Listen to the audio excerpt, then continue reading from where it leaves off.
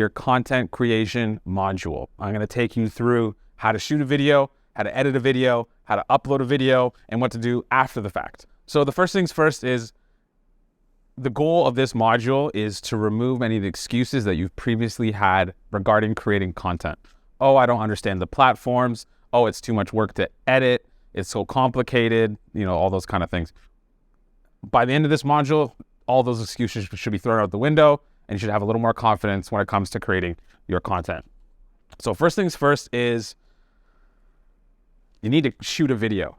And luckily we all have access to a camera these days, so there's no excuse there either. Oh, I don't have a good quality camera. The audio is not great. It's not an excuse anymore. Anyone who has an iPhone from the past 5 years or an Android from the past 5 years going forward, you have more than enough quality in the image, more than enough quality in the audio. And with the prices of things coming down significantly on the technology side of things to even add additional audio equipment or lighting equipment, it's so cheap, so easy, and can be at your doorstep within 12 to 24 hours through this amazing service called Amazon, which you probably already have. So right before my module, I actually went and shot a quick little video just to kind of demonstrate some of what I'm going to show you. So the first thing everyone needs to do is get a notebook ready, because I'm going to give you guys a couple apps and a couple websites you're going to need to download. If you don't have an Instagram, if you don't have a TikTok, if you don't have a YouTube, those are things that you need to just get on immediately. Don't need to spend too much time on that. I think everyone knows how to kind of fill in some of these forms online, so I'll leave that to you. So you have your Instagram accounts, you have your social media accounts set up, and you wanted to start creating content. Pull your phone out, get a friend, get a tripod, a stack of books even, doesn't really matter. As long as your phone's going to be held in a stable, relatively stable manner, you're going to be fine. Lighting, again, if you haven't got all this fancy stuff, we have windows, we have lighting in our offices, doesn't really matter too much. So film your video with all of these short form platforms, Instagram, TikTok, and YouTube Shorts. You want to keep everything under a minute. That way you can use it on every platform without any limitations. So you just finished shooting your video. What now? Maybe it looks a little flat. Maybe it looks a little boring. You go on Instagram and TikTok and you see these really exciting videos with cool captions and graphics that pop up. Well, fun fact, you don't need to hire expensive editor necessarily to do all of that. There's a really cool app called CapCut, CapCut. It's available in the App Store. It's available for Android and iPhone, and it's also available for Windows and your Mac. So you can use it on a desktop or on the phone. Easier to use it on the phone just for ease of use and speed. So open up CapCut. At the top, you're going to see New Project. You're going to go ahead and click on that. That's going to pull up your camera roll. From there, select the video that you've shot, your favorite take that you have of those. Hit select, and you're going to want to add or trim, depending on the length of the video. If you had to cut out any, takes that you did, or the front or the back of the video. So in this case, my video, I have to cut off a little bit at the end. And perfect. So once I've had my trim that I like and from start to finish of the video, I'm going to hit that plus button. From there, at the bottom corner, you're going to see add. I'm going to hit add, and that's going to take me into essentially the editing suite. And from there, this is where you're going to be able to add titles, captions, and a minimal level of graphics and transitions. For today's sake, I'm going to keep it pretty simple, because I think the biggest thing that most people need in their videos is going to be captions and a cover. So what you're going to want to do is actually move your way over to text at the bottom. In the middle, you're going to see a box that has auto captions. You're going to go ahead and click auto captions. You're going to hit original sound. So that's going to take the original sound from the video and transcribe that into a caption for you. Obviously, depending on what language you're going to be speaking in the video, go ahead and select that. And then there's a couple other cool ones where it's able to filter out any funny words or pauses. So ums, ahs, and oohs that you might be making, there's an option to take some of those out so you don't have or ah as a caption, because that doesn't look too good. And then from there, you're just going to go ahead and hit start. It's going to do a little bit of thinking in the background. You're going to see a progress bar come across your screen. Give it a moment, maybe take 10 seconds or so. I'm just waiting for mine here, as you guys can see. So once you've compiled your video, you're going to get a list of all the captions. AI is not perfect. It's going to make some mistakes, whether it's spelling or mistaking the name of a destination over a person. So what you're going to want to do is really quickly go through that line by line and just keeping an eye out for any weird spelling. And in this case, it actually spelled my name wrong, my last name. So I'm going to go ahead and just make a little adjustment here and hit that button. So now, assuming I've gone through, and I'm not going to sit here and correct every caption for you guys right now because I think that's just a waste of time. So assuming I've gone through it all, you can hit play, watch it through, and then from there, you can kind of get into the styling of your captions. And this is truly where you're going to create that engagement and excitement around your videos, and that element of visual excitement as well. So from there, you have a lot of options here at the bottom.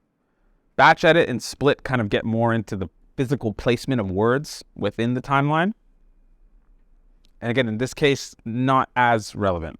I'm going to say we really want to focus on style. So this is where you're going to be able to add color, fonts, and motion. And that's truly where the excitement comes through. So we're going to go ahead. We're going to see we have all these funky outlines that we can go through, colors, size, and opacity. So that's just the basic stuff. We go over to effects. We can get a little more crazy with some of the font and color effects that come with it. Animation. I think this is probably the most important part, having the captions come through in an animated and exciting way. Because at the end of the day, with how short form video functions, you truly only have about the first 20% of the video to get that person's attention. And the best way to do that is through that visual component. And then obviously we have some of these different ones at the end. I would recommend kind of avoiding these because they get a little messy and noisy. And that's pretty much what that looks like. So I like the typing style, so I'm going to go ahead and put that in my video here, which I believe is down here at the bottom. Perfect. So type. I can adjust the length and speed of the effect because obviously, as you're displaying this caption, you want the person to be able to read it and understand what you're saying. If they might not be able to hear it or understand it properly, whether that's through disability or language discrepancies. Anyway, so I've selected the style that I like for the font. I'm going to go ahead and hit apply.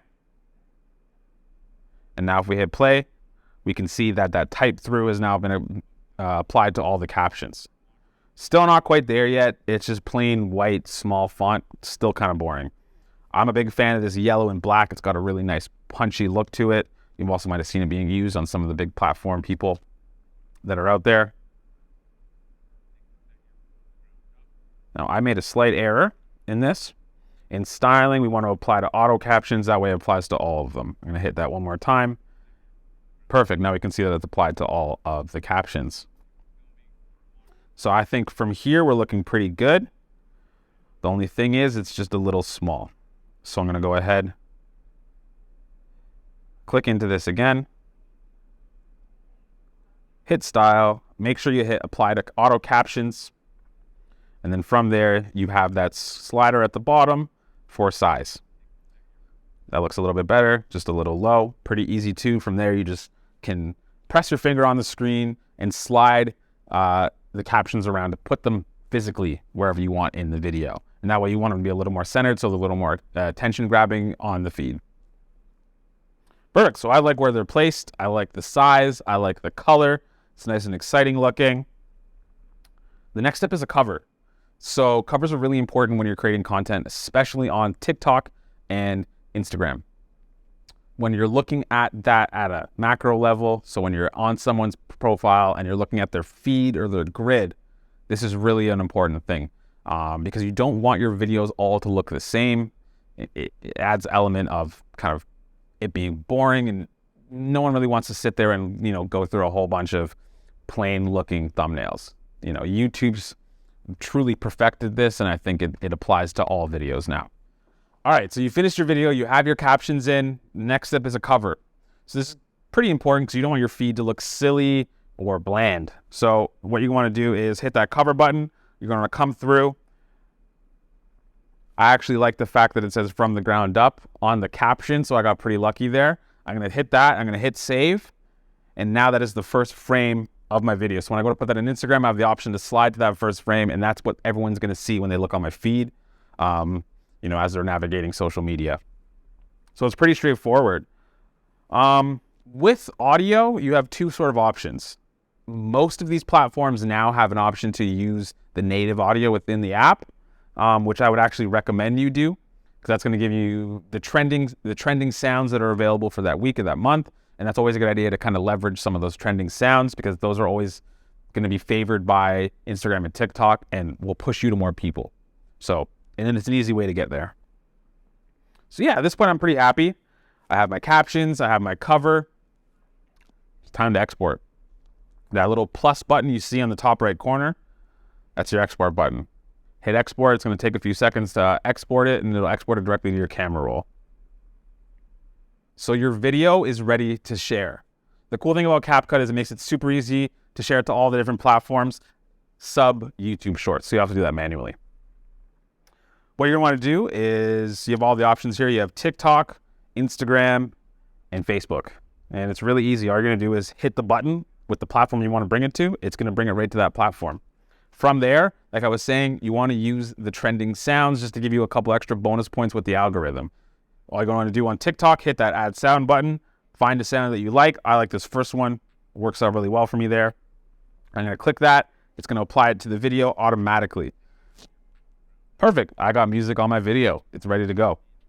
I'm going to hit next. And quick note, make sure that the audio for the music is lower than the audio for your voice. Because at the end of the day, what you're saying is more important than the background music that you have behind you. All right, so you've posted to TikTok.